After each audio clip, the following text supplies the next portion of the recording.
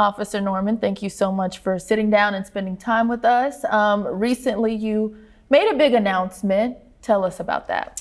Yesterday, I decided to go ahead and end my career at the North Little Rock Police Department, and that came with announcing my retirement. Mm-hmm. And how did that come about? Because you've had a long police history. Tell me how long you've been working with the North Little Rock Police Department. 27 years. 27. And when I say that, it's hard to believe that growing up, not even thinking that I could be a police officer, but loving police officers in North Little Rock and just seeing as they were heroes to me, it worked out. And I became a police officer and been around for almost 3 decades, and it's bittersweet to retire, but the time was right. Yeah, and so talk about, timing. Obviously, there's been a lot in the news lately about your professional life, personal life. What can you tell us just in regards to the recent arrest and that night? So the night of September 13th, there was a verbal altercation that escalated between me and my wife, and I was arrested. That moment, Faith, in my life, other than my daughter passing away, was the worst moment of my life. It was the most humbling experience I've ever been a part of. When I say that, I mean that I was humble in a way that I didn't think God could ever humble me. It's a situation that my wife and I regret. It's a situation that we definitely are going to learn from, and it's never going to happen again. But that moment changed my life. It changed my life forever because I've never been on that side of law enforcement. I've never been on the side where my coworkers are sitting next to me, talking to me, gathering statements, and it was an embarrassment. Yeah. I know that I embarrassed my family, I embarrassed the community, and now I have a lot of making up to do. Yeah, and just, I know we probably can't get too specific, but that night, what led up to, I guess, that point, and what can you tell us about leading up to the arrest? Well, I'll say this, I can't really speak on a lot of it because it hasn't been adjudicated yet in court, but there's a lot of demands on me, not just as a police officer, but really being in the public eye and really being under a microscope. And a lot of times that can add stress to a family when a lot of times I'm taken away from home for engagements or for events, and not able to speak once again on necessarily the details. I will be able to one day, but tempers were flaring, and then it went from there, and there's some things that happened that we know now we can't take back. Yeah. What level of accountability can you take from that moment without, saying too much, but what level of accountability can you take? 100% accountability. I want to remain transparent through this entire process, whether it be with you or people in the community. And when I say I want to take 100% accountability, is there are kids all over this community watching me. There are kids right now that know what happened. I had a mom reach out to me and tell me that her daughter watched the news and her daughter was crying. So there are a lot of people confused.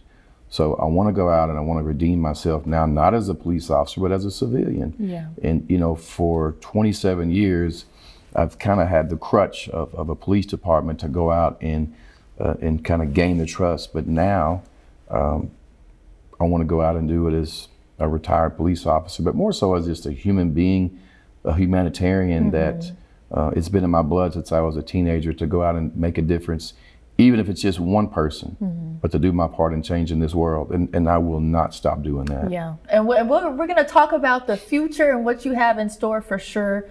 But do you think that a situation like this kind of taints, this identity and this brand that you've worked hard to build, a community ambassador, community policing? Do you think this situation makes it an uphill battle moving forward? Because sometimes when people get a narrative going, it's hard to kind of change that narrative. I think the taint will be temporary.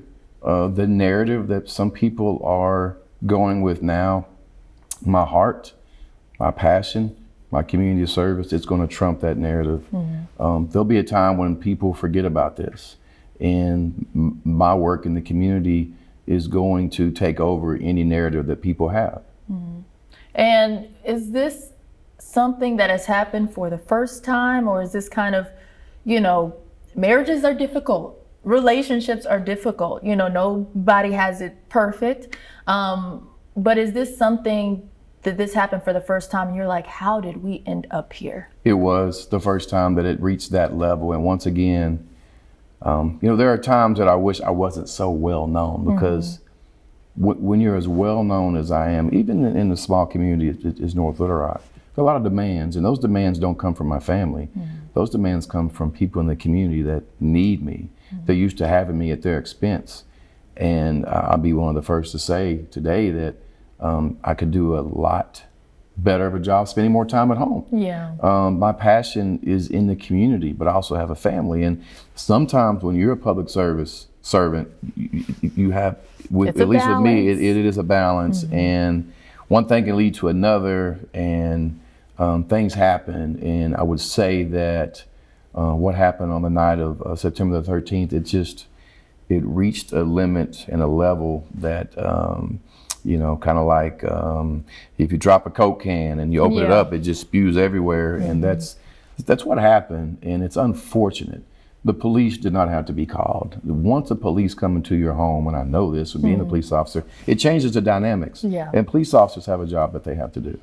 And have you spoken to your wife since then? Like, what were those conversations, without getting too personal, but what were some of those conversations like post-arrest, and how do we move forward? Well, when I was finally able to see her a couple of days after the arrest, it was a very big, warm embrace, a lot of apologies, a lot of tears.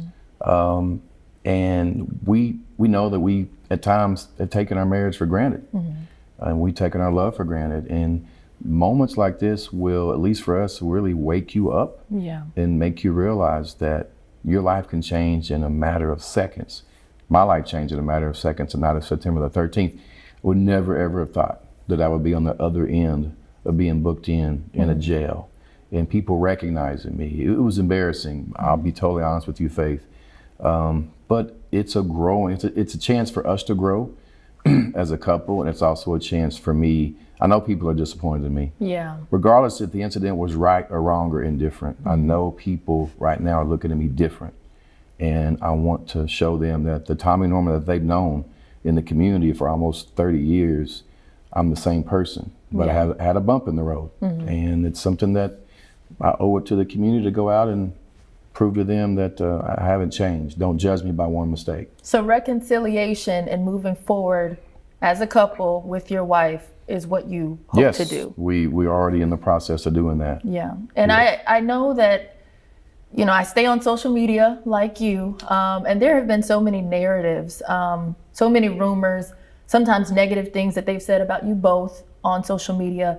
But particularly with her, I've seen a lot of rhetoric, a lot of narratives, specifically targeting her. So what would you like to say to, you have a lot of supporters, a lot of people who believe in you, believe in your brand.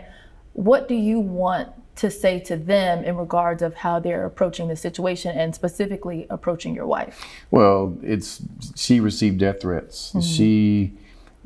If we're being honest, me being a public servant in North Little Rock, and so many people that depend on me, they woke up on the morning of September 14th and they see my mugshot. My mugshot was plastered everywhere.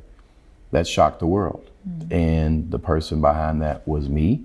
That was also my wife. And people have this narrative now, well, she's trying to ruin me and she wants to ruin his career. That's not the case. She became emotional. She called 911, and once again, when the police show up, things can change. But I'm here to say that I'm standing next to my wife and supporting her. Things have gotten better the last week and a half, but it has definitely taken an emotional strain on her and on me. But it's just my job as being the husband and the man of the household to protect her. And so, you know, we talked about this was an unfortunate situation, possibly a mistake. I think we can both kind of admit that it was a mistake, and just an unfortunate situation. But you know, professionally have had a 20+ police career. Are there any mistakes or things that you wish you would have done differently, as great as your career has been? Are there any things you wish you would have done differently professionally when it comes to policing in your career in that aspect? I would say maybe not to be a people pleaser. Since I was a kid, I wanted to be a people pleaser. I wanted everyone to like me. And, you know, you hear some people say that nice guys finish first. Sometimes nice guys can finish last and people could take advantage. But other than that, I would not change a thing. My style of policing for the last 27 years has been a style that other police departments and police officers not from here have taken my blueprint and used it, and it's worked. And that blueprint for me has worked. And I'm going to be back out there. My motto, Faith, has been, if you show up, you need to come back. And I've came back for 27 years. I think some people now may think, okay, he's not a police officer. Is he going to hide? Are we not going to see him anymore? Have we lost Officer Norman? No, you haven't lost me. As a matter of fact, you're going to get more of me. Yeah. And I think you have a very particular style, like you said, when it comes to policing. You're very outgoing. You take advantage of social media, very friendly, it seems, you know, with a lot of people in the community. Do you think sometimes that can be misread by people in the community? Because I won't lie, you know, I hear a lot of the narratives and the rhetoric and rumors, and they come across my desk sometimes, but it's my job to kind of sift through what's true, what's not, and, you know, tell the best story. So I think knowing your personality, knowing how you like to police, do you think sometimes that can be misconstrued when it comes to how people are perceiving you? 100% a white police officer that patrols neighborhoods of color. He's getting out of his police car, he's passing out teddy bears and Gatorades and candy. Nothing wrong with that. That's building trust. But unfortunately, you're correct, Faith, that some people paint their own narrative of me. Okay, what is he doing handing a teddy bear to a kid? There's nothing wrong with that. That's building trust and respect. It's unfortunate that some people's minds go in a direction that is very disheartening. Early in my career, I had very thin skin, but my skin is a lot thicker now. And I've just learned that there are some mean people out there that will get on social media. And to be quite honest, if you type Tommy Norman's name in on a social media page with one click of a button, that is going to gain attention in a matter of seconds. And if one person says that Tommy Norman's a monster, then other people are going to believe it. When if you actually would sit down with me and drink a cup of coffee with me, you'll know that I'm far from that. Yeah. Well, you know, and we said at the top of this interview, we said we're going to be transparent. We're going to set the record straight. But I know when you live your life in public, I know that firsthand, being a news anchor, nothing is private. People will start narratives, rumors, and run with it. And I think particularly one of the things that I've seen is, especially with young women, there are narratives out there about your relationships with young women, whether it be too friendly, too close, just that relationship. People, you know, have been a little, they scrutinize.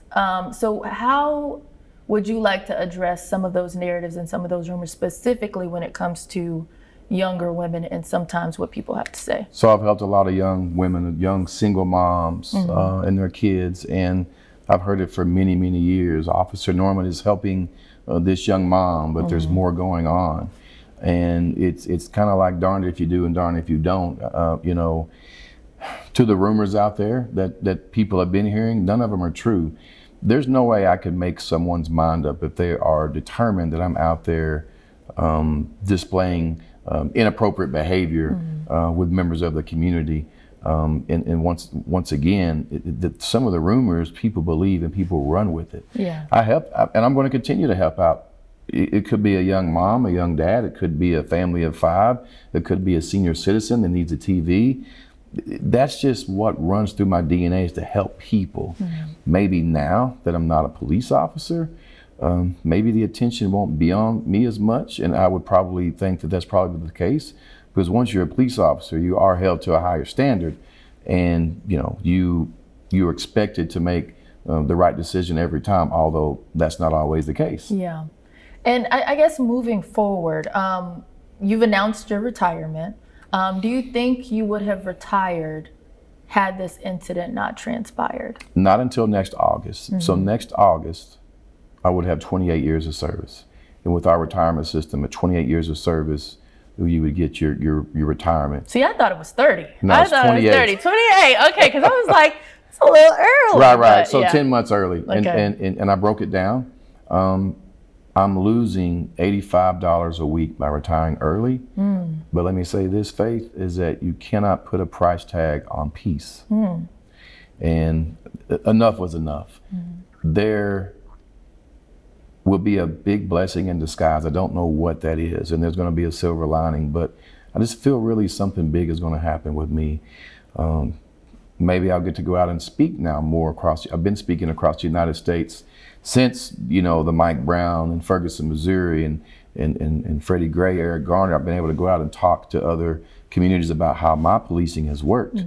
I will say this, that when my social media really expanded to an enormous platform, probably in 2015, I didn't ask for that. Yeah. I didn't come to policing in 1998 thinking 20 years later that the whole world would be watching me. It was a perfect storm. I feel like God used me as the example to show people this is what proper policing should be like. And it literally just took off from there, and it hasn't stopped. Yeah. It's come with some good days and bad days. It's come with people that want to paint a picture of you that is far from accurate. Yeah. And I know, when you're in the public eye, it comes with a lot of scrutiny, a lot of praise, but a lot of scrutiny. How difficult was it to navigate popularity, social media stardom, while also doing your job as a police officer at the North Little Rock Police Department?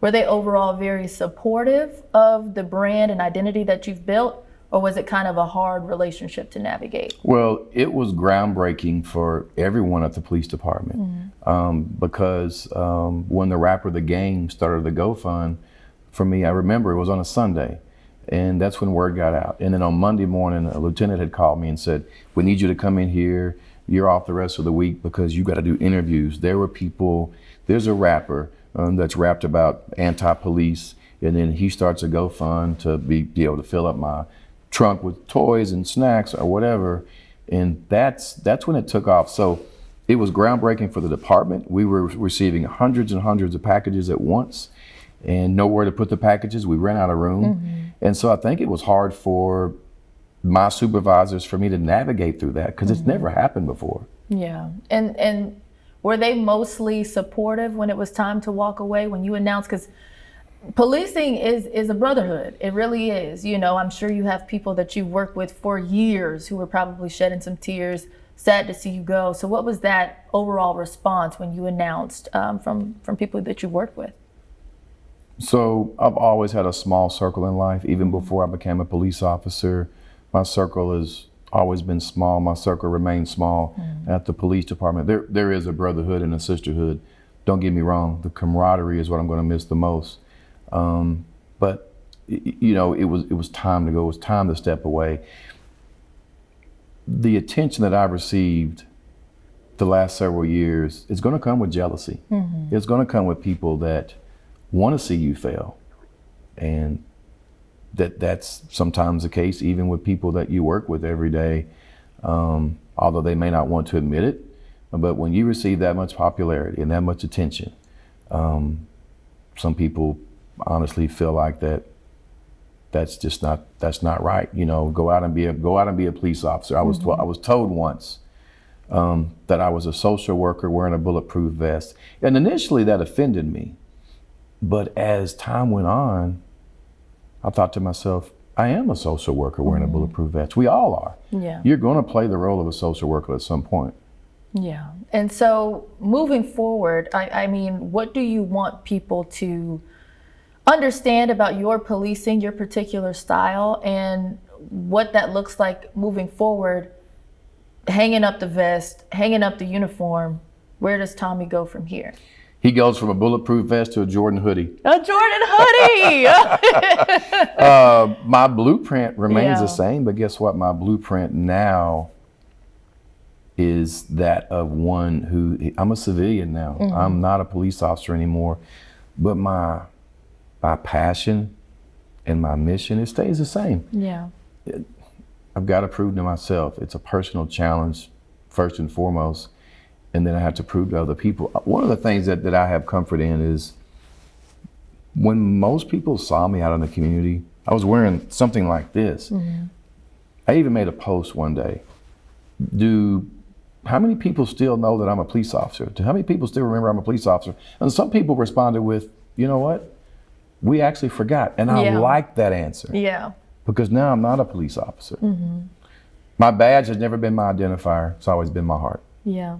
And speaking of heart and just kind of moving forward, next steps, how difficult, I guess, is it going to be to just move forward with everything that's happened? Are you hoping that you'll be able to explore different things that you didn't get the chance to do when you were still a police officer, whether it be speaking engagements, giving back to your community, fundraisers? What are you trying to tap into so that people can truly see your heart and what you stand for?